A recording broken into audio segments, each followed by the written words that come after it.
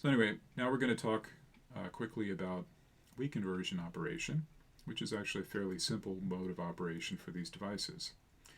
So weak inversion, or subthreshold, is the region of operation where we we have many more depletion layer charges than we have mobile charges in the channel. And so the electrostatics of what's going on at the surface are basically pretty much all determined by the gate charge and the depletion layer charge. And those things are uniform throughout the length of the channel. And so that means that the surface potential, psi sub s, which is the potential right up at the surface of the silicon, right beneath the oxide, is constant. And obviously there has to be a little bit of mobile charge in the channel, otherwise there wouldn't be any current flowing. But what we do is we basically say that that charge is negligible compared to the depletion layer charges, the space charge in the depletion layer, which comprises ionized acceptors. And so those mobile electrons in the channel represent negligible perturbation on the electrostatics. And so we ignore them for the purposes of figuring out what the potential profile looks like for the electron at the surface. And then we go back and say, now, given that potential profile, what must the current flow be? And that turns out to be a very nice way of getting at the current and yields a fairly simple theory for how the device works. Okay, so the potential being uniform as a function of position along the surface here means that there is no electric field parallel to the channel. Okay, and so that means that any current flow has to be by diffusion and not by drift. And so the current will flow according to the concentration gradient, from high concentration to low concentration. And so the source is at one potential based on what voltage we apply there.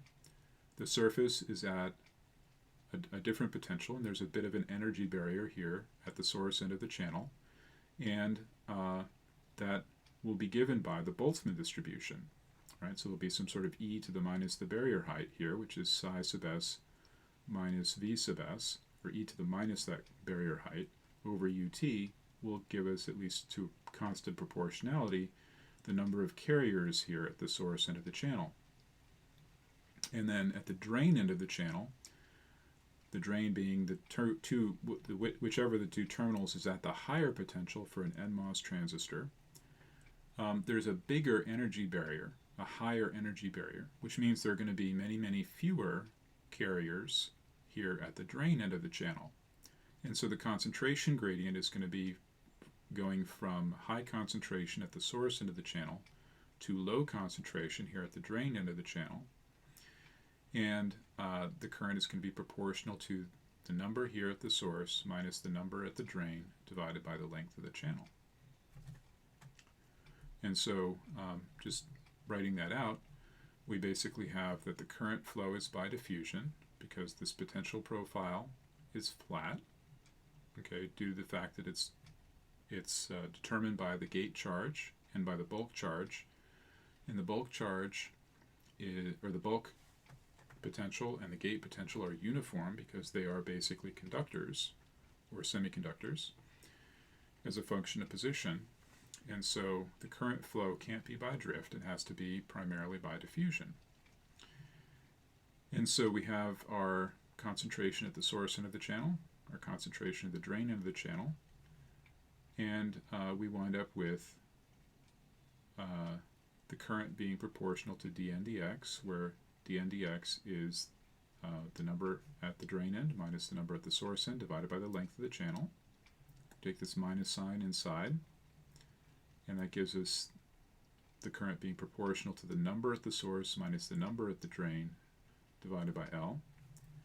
And that number at the source and number at the drain is in turn proportional to e to the minus the barrier height at the source end minus e to the minus the barrier height at the drain end. And so we can factor out the constant proportionality and lump everything together into a prefactor. And here we have an e to the plus psi s over ut that's common to both of these exponential terms. So if we take the take the minus sign and distribute it through the parentheses here, we get psi s minus Vs and psi s minus Vd. And we can break that factor out and factor it out. And so we would have the current is proportional to this stuff out here times e to the psi s over ut. And then we have this thing in parentheses, which is e to the minus Vs over ut minus e to the minus Vd over ut. And so the only bad thing about this expression for the current in subthreshold or weak inversion is that we don't have the current expressed in terms of the gate voltage. We have it in terms of the surface potential. And unlike the bipolar transistor, we don't have a direct contact to the surface. We only influence the surface indirectly through applying boundary conditions to the gate electrode and to the bulk or the back gate, and then the electrostatics of the depletion region and the oxide and whatnot through the electric field will determine indirectly the surface potential. So we don't have a direct connection to it. We only influence it by changing the gate voltage and the body voltage. And so in order to get a usable current voltage relationship in terms of the terminal voltages, we have to do something. And there are more complicated things that we can do than what we're going to do. But what we are going to do is to say that, or to make the observation that the surface potential is a fairly slowly varying function of the gate voltage, and we can approximate it by a Taylor series expansion that we're going to truncate after the linear term. And so we're going to say that psi s is some psi 0, which is the constant term, plus some first derivative of d basically d psi s dvg times vg. And so we are going to take this linear model for the dependence of the gate voltage, or of the surface potential on the gate voltage, and substitute that in. And that'll give us an e to the psi 0 over ut plus plus kappa vg over ut. And so we're going to lump the e to the psi 0 over ut in with all this other stuff that we are not going to be caring about, much in the same way we didn't really care about what was inside the saturation current of the bipolar transistor.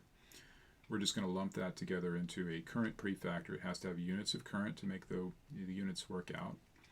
But we have this exponential factor here, which is e to the kappa vg over ut, multiplying this other factor, which involves the source and the drain terminal. And this is the model for the current voltage relationship of the device in weak inversion. In many ways, it's similar to the forward active model for the bipolar transistor, where here we have the gate playing the role of the base voltage modulo the kappa. Okay, so kappa is a dimensionless number. A typical value will be somewhere between 0.5 and 1, but it's going to be a number that is less than 1. Very typically, maybe 0.7, 0.8 would be typical values. And we have a minus Vs here, which would be like the minus Ve. So it's not quite Vb, it's kappa Vg minus Vs over Ut. The kappa multiplies the Vg, and the Vs has no multiplier. And then this would be similar to the collector terminal dependence here. This would be like the forward term and the reverse term in the Ebers-Moll model. So what's this kappa thing? So we can think about kappa as a capacitive voltage divider. Okay, so we have an insulator separating the gate electrode, the polysilicon, from the surface of the silicon. And that is pretty close to a parallel plate capacitor, which with a fixed thickness of the oxide. So that is going to be the oxide capacitance. And then the depletion layer is also a dielectric. The permittivity of the silicon is like about 1/3 the permittivity of the silicon dioxide, like we mentioned last time. And it's kind of a nonlinear capacitance because the thickness is changing as the depletion region thickness changes, especially as we move through the weak inversion region. But nonetheless, we can think of it as a weakly nonlinear capacitor. And so we have here some of the potential that we apply between the gate and the bulk being dropped across the depletion layer, and some of it being dropped across the oxide. And so this is a classic sort of capacitive voltage divider, which we talked about a couple of weeks ago, maybe 3-4 weeks ago, just before we started talking about bipolar transistors.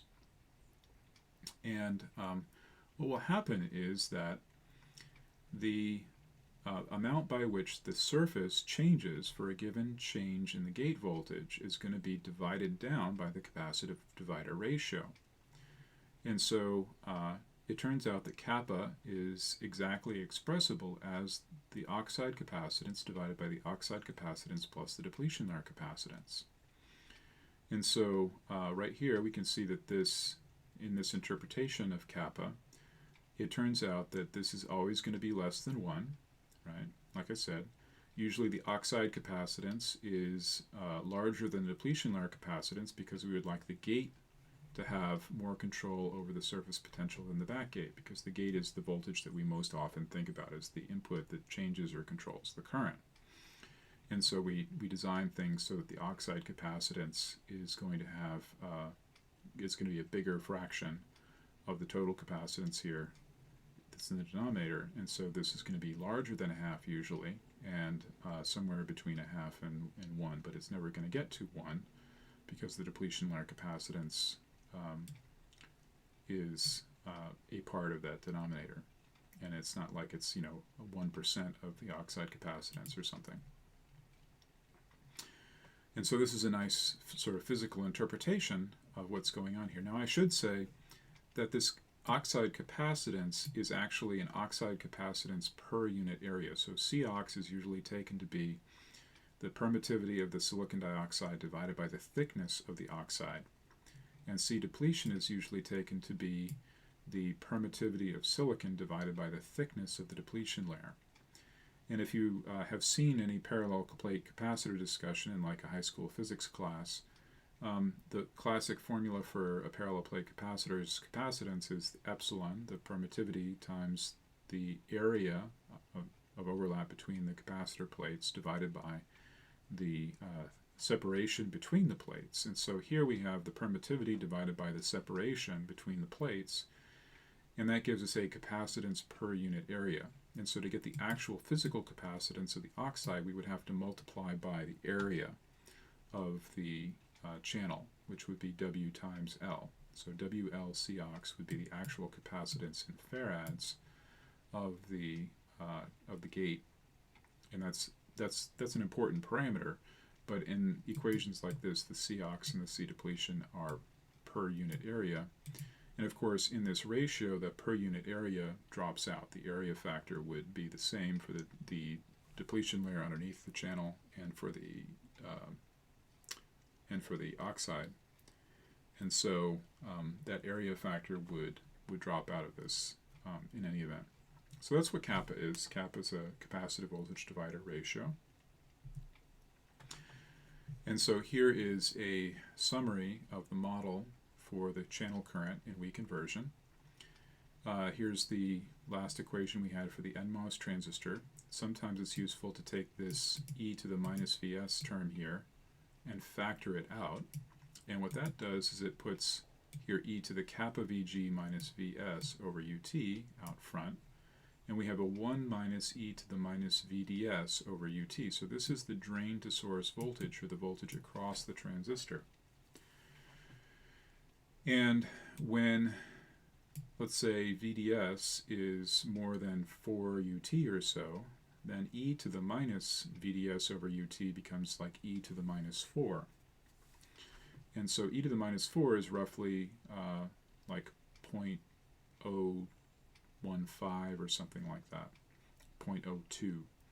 And that's roughly getting in the territory of 1% of 1. And so this term very rapidly, the second term here, I can highlight it, can't highlight it, becomes negligible compared to the 1, and the current after that point becomes almost independent of the drain to source voltage.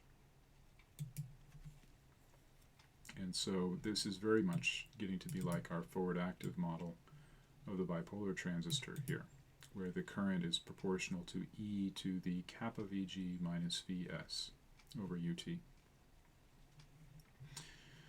This equation here is the corresponding equation for a PMOS transistor. Here the current is carried by holes, and again the holes go from source to drain. But because the holes have a positive charge instead of a negative charge, the current flows from source to drain here instead of from drain to source like it does conventional current flows from drain to source with the NMOS transistor. But the sign of the voltages gets inverted here for the PMOS transistor. This is the way I typically like to think about the dealing with the PMOS transistor. Is basically everything that was up from ground gets replaced by down from VDD,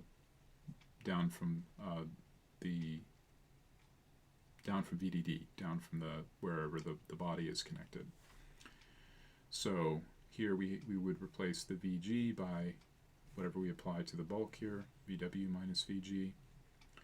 And here we replace minus Vs with minus VW minus Vs, and Vd with VW minus Vd, and we can rearrange this, and we wind up with the equation we had before, except now we explicitly have this VW appearing, which is the back gate here, the back gate voltage that we apply. And you can kind of see where this back gate terminology comes in, because here we have kappa multiplying Vg, and we have a 1 minus kappa multiplying the back gate voltage, VW. W here stands for well. Usually PMOS transistors are made inside of a well, and so VW stands for well. We'll see a little bit more about how these transistors are made and how CMOS devices, where we integrate both NMOS and PMOS transistors in the same chip, we'll see how that comes about. But anyway, so this is some measured IV characteristics from an NMOS transistor, where we have 5 volts across the transistor, and so we're in that regime where the drain voltage does not affect the current very much like the collector voltage does not affect the current in the active region. So this would be the region that is analogous to the active region. And if we plot this on a semi-log scale, we can see that we have a nice linear dependence here on the semi-log scale, which is indicative of an exponential IV relationship over, again, several decades of current. Not 5 or 6 or 7 like we would have with the bipolar transistor. It's more like 3 or maybe 3.5 for the weak inversion operation of the MOS transistor. But this nonetheless is an exponential dependence. And so we can do some of the same sort of translinear things down here in this region that we do with a bipolar transistor that we've talked about, subject to some modifications due to the fact that the device has a kappa. And here I0 is the analog to the saturation current of the bipolar transistor, has the same type of magnitude usually as the saturation current of the bipolar transistor. And here kappa was 0.63, again a little bit bigger than half. And I got this kappa value by basically assuming the room temperature value for UT. That's kind of what you have to do. You can't independently figure out what UT and kappa is from this particular measurement by itself. You might be able to use something like a source voltage sweep or something like that to find out what the UT value was, and then use that to figure out what kappa is from the gate sweep. Anyway, so this is what a typical characteristic looks like, and then when we get up into the moderate inversion region, it starts bending over, and then this region up here is the strong inversion or above threshold region, where we have a different sort of relationship that we'll talk about more next time. So that's the gate characteristic. Wanted to show you what the analog of collector characteristics look like here. This is what we would call drain characteristics in weak inversion, and you can see that the current shoots up here and levels off and is nearly constant. Changes slightly, and that's more evident up here. Again, changes by here 5% in this particular case. You can see from about 0.95 to 1 nanoamp. As the drain voltage goes from 0 to 5, right? So the drain voltage dependence here is not particularly great. Just like the collector voltage dependence in the active mode for the BJTs is not particularly great. And so we have this initial region here, and then we have this constant value. And these theoretical models are basically just using the same set of parameters as we got from this gate characteristic fit here, I0, kappa, and whatnot, with these gate voltages. And so you can see this model, this very simple model, very nicely captures the approach here to this constant current regime. And if we zoom in on that first first volt or so, you can see that this 1 minus e to the minus VDS over ut very nicely captures the approach to this constant current regime.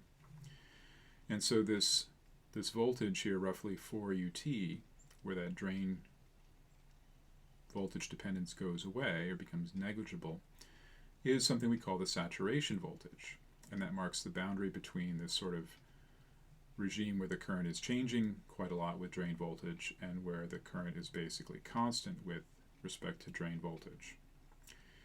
Now, the boundary here is called the saturation voltage, just like it was the boundary between deep saturation and soft saturation for the bipolar transistor. One of the most unfortunate pieces of terminology that I know in semiconductor devices has to do with what we call these regions on either side of this boundary. So one of them is called saturation, but unfortunately it is the mode of operation for the MOSFET that is analogous to the active region for the bipolar transistor. So here the word saturation is being used to denote the fact that the current is reaching an upper limit. It is saturating. And the region of operation that is formally analogous to the saturation region, or the deep saturation region, in the bipolar transistor is called the ohmic region. The ohmic region is very descriptive because down here, especially for very low VDS, we have something that's Ohm's law-like going on, where the current is increasing in proportion to the drain voltage. And so we have something that's going through the origin and is increasing in proportion to, current is increasing in proportion to voltage, and so we have Ohm's law-like behavior, so resistor-like behavior in the ohmic region, and we have current source-like behavior in the saturation region. But the unfortunate piece is that the active mode of the BJT is analogous to the saturation region, and the saturation region of the BJT is analogous to the ohmic region. And so that's one bit of unfortunate terminology here that we have to deal with. But that's what everybody deals with. So we're going to deal with it too. I've heard people refer to the ohmic region as the non-saturation region, which is not very commonly used, but I will go with ohmic and saturation because ohmic is very descriptive of the Ohm's law-like resistor-like behavior we get down here, and saturation also has the connotation that we're reaching an upper limit and the current is not increasing anymore. So anyway, that's it for today. I'm sorry that this has gone a little longer than I like to run things, but that initial discussion took a little bit longer than I expected it to about the symbols and the structure. So anyway, we'll see you next time where we'll talk about above threshold operation.